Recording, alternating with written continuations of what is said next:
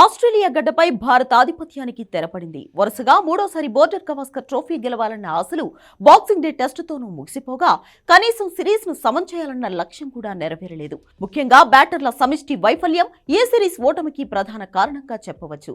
అలాగే బౌలింగ్ లోనూ బుమ్రా తప్పిస్తే మిగిలిన వారంతా తేలిపోయారు.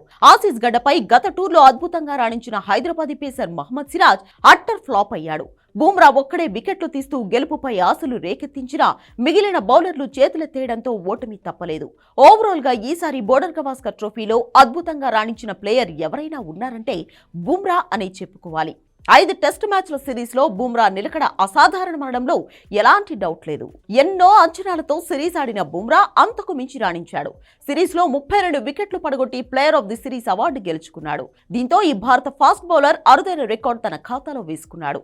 ఆస్ట్రేలియాలో player of the series award గెలుచుకున్న బుమ్రా అంతకు ముందు ఇంగ్లాండ్, సౌత్ ఆఫ్రికా గడ్డపై player of the series award గెలుచుకున్నాడు. దీంతో 3 ఫారిన్ కంట్రీస్ పై ప్లేయర్ ఆఫ్ ది సిరీస్ గెలుచుకున్న తొలి భారత క్రికెటర్ గా బుమ్రా అరుదైన రికార్డు సాధించాడు. 2021 ఇంగ్లాండ్ గడ్డపై, 2024లో సౌత్ ఆఫ్రికాపై Bumrah player of the series award గెలుచుకున్నాడు. ప్రస్తుతం టెస్టుల్లో నెంబర్ 1 బౌలర్ గా కొనసాగుతున్న బుమ్రా టాప్ ర్యాంక్ ను మరింత పదిలం చేసుకున్నాడు. బుమ్రా తర్వాత 21 వికెట్లతో కమిన్స్ రెండో స్థానంలో నిలిచాడు. భారత బౌలర్లందరూ ఈ సిరీస్ లో 48 వికెట్లు తీసుకుంటే బుమ్రా ఒక్కడే 32 వికెట్లు పడగొట్టాడు. తొలి టెస్టులో 8 వికెట్లు పడగొట్టిన బుమ్రా రెండో టెస్టులో 4 వికెట్లు తీసుకున్నాడు. మూడో టెస్టులో 9 వికెట్లు, నాలుగో టెస్టులో మరో 9 వికెట్లు తన ఖాతాలో వేసుకున్నాడు. చివరిదైన సిడ్నీ టెస్ట్ లో 2 వికెట్లు తీశాడు.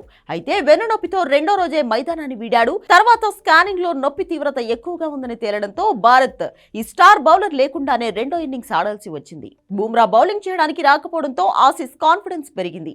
ఫలితంగా అటాకింగ్ బ్యాటింగ్ తో సిడ్నీ టెస్ట్ లో గెలిచారు. మొత్తం మీద కంగారులకు వారి సొంత గడ్డపైనే బుమ్రా కంగారు పుట్టించాడు.